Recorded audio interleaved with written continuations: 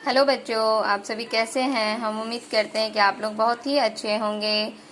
पिछले वीडियो में मैंने आपको ढोल चैप्टर का शब्दार्थ और ऑब्जेक्टिव में आपको बताई थी। आज मैं आपको एक क्वेश्चन है आपकी कलम से। ढोल को भागता आता देख चाट पकौड़ी वाला घबरा गया, दोनों के बीच हुई बातचीत को लिखिए। तो आपको ये लिखने हैं। चाट पकौड़ी वाला: अरे ये तुम कैसे चल पा रहे हो। ढोल: हाँ हाँ, मेरे भी दो पैर हैं इसलिए मैं चल पा रहा हूँ। चाट पकौड़ी वाला: तुम यहाँ क्यों आए हो। ढोल: बस थोड़ा घूमने और तुम्हारी चाट पकौड़े खाने। चाट पकौड़ी वाला: तुम मेरे पास आकर उछल कूद मत करो। ढोल: मुझे तुम्हारी चाट और पकौड़ी खानी है। चाट पकौड़ी वाला: ये नहीं हो सकता, भागो भूत भूत। तो ये आप देखा कि आप लोग यहाँ चाट पकौड़ी वाला और ढोल कैसे बात करते हैं, मैं यहाँ लिखी हूँ। और एक क्वेश्चन है जो आपको अपने करने हैं और आपको इसको घर में रखने हैं। जादूगरनी ने कूड़ेदान पर अपने हाथों से रंग और रोगन किया। कूड़े का ढोल अब मामूली कूड़ेदान नहीं रह गया था। इसी तरह से आप भी किसी डब्बे से एक सुंदर सा कूड़ेदान बनाइए और उसे अपने कमरे के कोने में रखिए।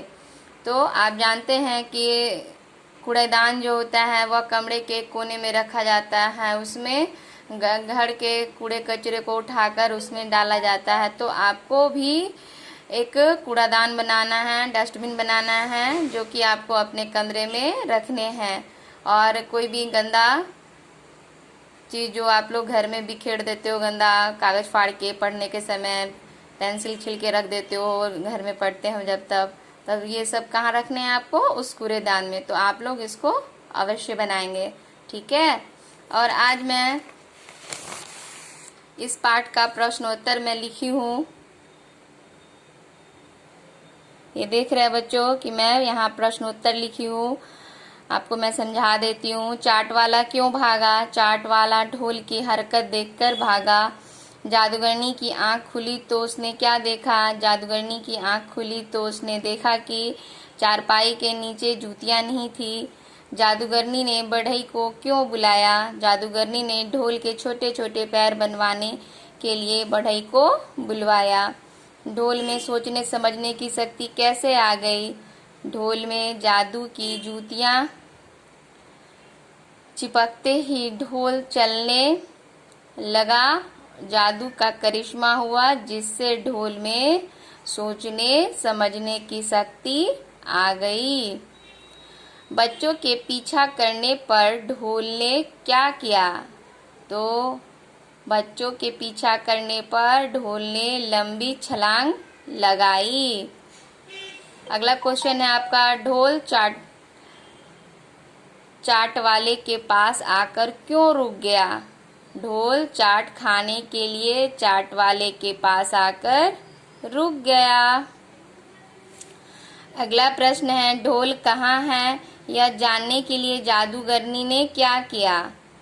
तो ढोल कहाँ है यह जानने के लिए जादूगरनी ने जादू की झोली उठाई, उसमें से जादुई शीशा निकाला, होठों से कुछ बुदबुदाई, शीशे पर 3 फूंक मारी, शीशा जैसे टेलीविजन की स्क्रीन बन गया। ढोल जहाँ जहाँ से गुजर रहा था और जो कर रहा था सारा कुछ शीशे में दिखाई देने लगा।